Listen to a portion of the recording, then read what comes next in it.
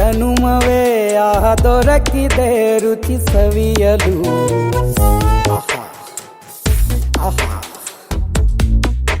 ಈ ಜಗವಿದೆ ನವರಸಗಳ ಉಣಬಡಿಸಲು.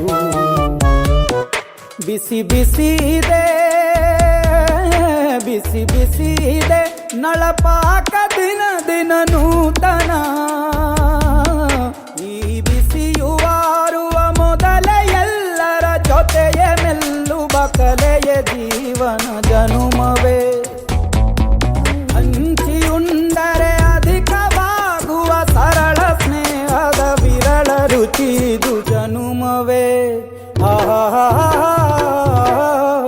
ಈ ಜಗವಿದೆ ಓಹೋ ಈ ಜನುಮವೇ ದೊರಕಿದೆ ರುಚಿ ಸವಿಯಲು.